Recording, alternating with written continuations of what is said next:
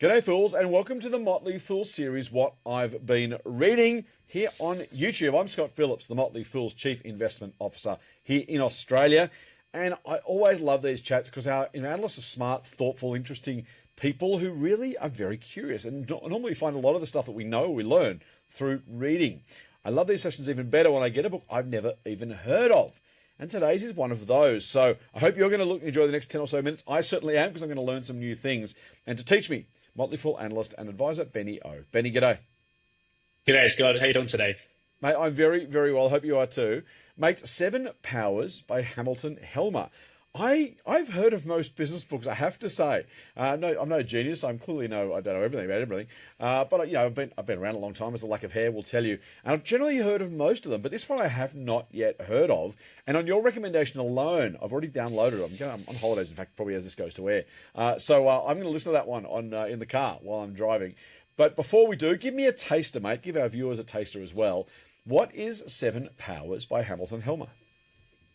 If you haven't read it yet, you're going to enjoy it. I found it very fascinating, and I really enjoyed it. So maybe at a very high level, I'll take a step back, but explain who Hamilton Helmer is.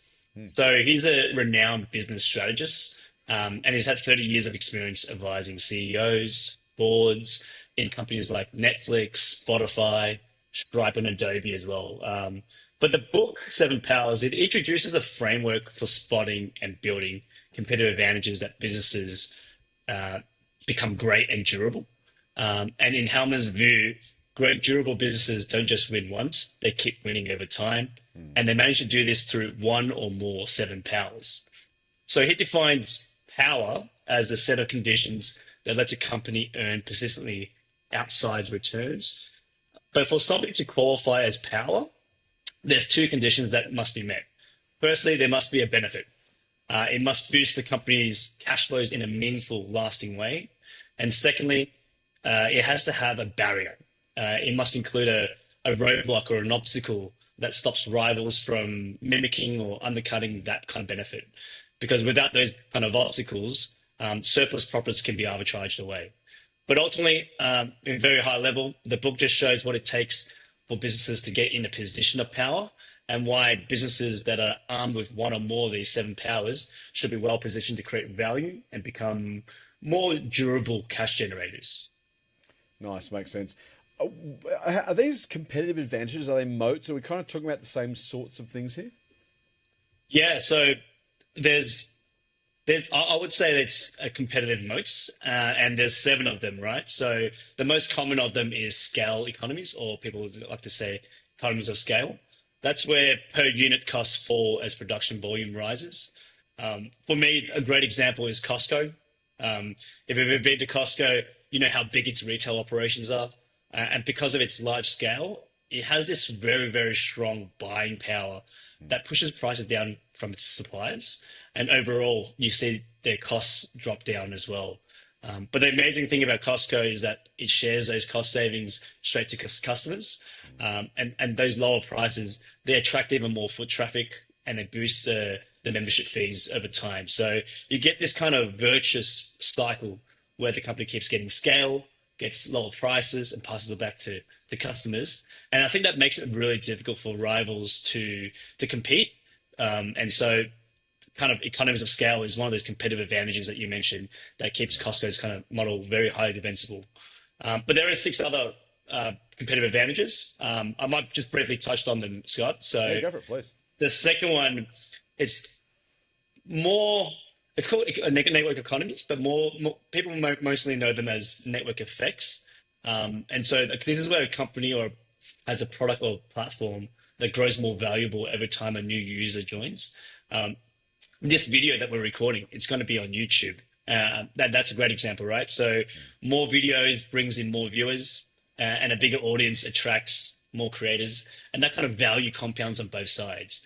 And so because of that enormous reach, it lures in advertisers whose advertising dollars boost creator earnings, and that funds better content, pulls in even more viewers. And so in addition to that, you get all these views that come through, but every view gives YouTube data to fine tune recommendations, and that keeps people more engaged with the platform. So I think YouTube is the classic hallmark of a network economy platform. Another very common competitive advantage or power, I should say, is switching costs. So customers typically find it too painful to switch providers, whether that's economically, operationally, or emotionally. I like to point to an Australian company called Technology One. It, as a very high level, it provides enterprise resource planning, particular software to help councils and universities to help manage finance, your payroll, student administration. And these are all kind of mission critical workflows. But you also got thousands and thousands of staff that are likely trained on this software, and they've got years and years of custom data that's embedded.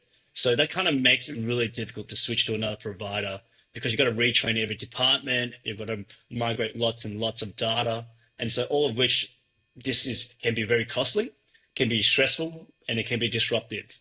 But the beauty of that is that a company that like Technology One that has switching costs or very high switching costs, they have the ability to raise prices while maintaining very low customer churn rates. So I think for a rival to win a new customer, they've got to offer significantly more value just to justify that kind of switch. The fourth one, which is an interesting one, it's called branding. And this is what's described as having a lasting consumer preference built on perceived quality or an identity. And this kind of lets companies with branding charge a premium when others have an alternative product that exists. I'm not sure if you know much about the Hermes Birkin bags, Scott, but that's a company. Hermes is a company that's got 180 years of French craftsmanship, but they've turned this kind of handbag called Birkin into like a global status symbol. And so this is where people feel good about owning its products, or they actually like to be seen with it. And so not only that Hermes over time has created this kind of tight control of supply, and they've got really long waiting lists, zero discounting, and this all keeps consumers' desire really sky high. But because of that kind of exclusive nature, Hermes can charge 10 times higher prices, and you'll be surprised they got 70% gross margins for a luxury brand like itself. So, and I think what people like to say about these kind of branding power in action is that you kind of see the demand remains solid even in a recession or a downturn. The fifth power, and I think it's one of Hamilton Helmer's favorite power, which is called counterpositioning. It's not an obvious power, but if I dive deep a little bit into it, it's about a newcomer or a challenger that adopts a superior business model. And it's a business model that incumbents could copy, but they likely won't. And the reason behind that is because it will likely hurt its own current profits, particularly from its core business. I guess the best example to frame this is Netflix versus Blockbuster. Netflix began with mail DVDs with no late fees, and then it jumped into streaming with no stores and no physical inventory. But at the peak, Blockbuster had around 9,000 stores globally, and late fees generated roughly 15% of its revenue. So if they had copied Netflix in their model, that would have impacted its core business, but it also required a lot of massive tech investment. And so, as we all know in hindsight, we know what happened in the end. Blockbuster dragged its feet and eventually filed for bankruptcy, while you got Netflix that kind of grown into this company. And last time I checked, it's worth $500 billion. The last two that is cornered resource, and not another obvious power or competitive advantage. It's best described as having a preferential access to a scarce, valuable asset. Think about patents, think about intellectual property, think about talent, or even like a unique natural resource. An example in this power is Walt Disney. They own timeless intellectual property. Think of the exclusive ownership of Star Wars, Marvel, Pixar. But in the book, Hamilton Helmer actually mentioned that the talent at Pixar was also a cornered resource.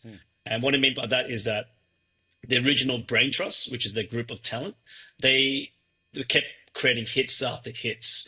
And that proved that Disney not only cornered just the films, but also the talent that makes them. Eventually, Disney acquired this whole group of talent, and obviously, it's continued to have that economic benefit within this new group. So you kind of see that intellectual power also powering a flywheel. Each franchise, they start with the movie, and then now you see them spin off into streaming TV series. You got theme park rides, you got merchandise, and you even got cruise line experiences now. So it's obviously got this flywheel, and every touch point kind of deepens that kind of fan loyalty, and it kind of boosts the value of that underlying IP. So that's one power that he also mentioned, corner resources. The last one I will probably talk to is process power. When I was reading this, it didn't come up as an obvious power, but it's talking about a kind of superior but often tacit internal process that competitors can't really copy quickly. Think about culture, think about know-hows, think about the complexity of many, many small things that's done over long periods of time. And to frame this, I think it's best to put into an example of Toyota. He mentioned about Toyota's Kaizen manufacturing culture. Kaizen means continuous improvement, and that's baked into daily rituals, the organizational structure. It's also developed and kind of embedded in the mindset over long periods of time. And even after Toyota let Ford tour its manufacturing plants, Ford wasn't able to replicate the system. And so because of that quality edge, Toyota's process power, it kind of led to lower defects, high inventory turns. But I think the key message in processing power is that it's very rare, because true excellence or true operational excellence, you can only be able to slowly over time. And there's no amount of money or effort that can actually shortcut that natural pace. But it's a summary of the 7 powers. But like you said, it's essentially talking about the moats and competitive advantages that business can create just for that durability. Very cool, Benny. I like that a lot. And a couple I didn't expect, so I'm very much looking forward to, in my case, listening to the book while I'm driving, reading if I get a chance to, but probably listening to it. Mate, thanks for sharing 7 Powers by Hamilton Helmer with us, with our audience. Of course, as I say every time, if you like this, there is more every single week. We do a What I've Been Reading. We do a Stocks in Focus every single week. We have Stock of the Month. We have YouTube Live. We have Motley Fool TVs, occasional rants from me. Lots of good stuff and me on the channel. So if you do enjoy it, please hit the like button. It's good for me, my ego, good for Benny's ego, and good to help other people find the channel and the video. Also hit the notification, the subscription buttons, because they make sure when we do release new stuff, it gets sent straight to your phone. In fact, we released one this morning. I saw the notification pop up on my phone. So I know it works, and it means I can get the content just as you can. It's all free here on YouTube. So thanks for watching, and until we speak again, full on.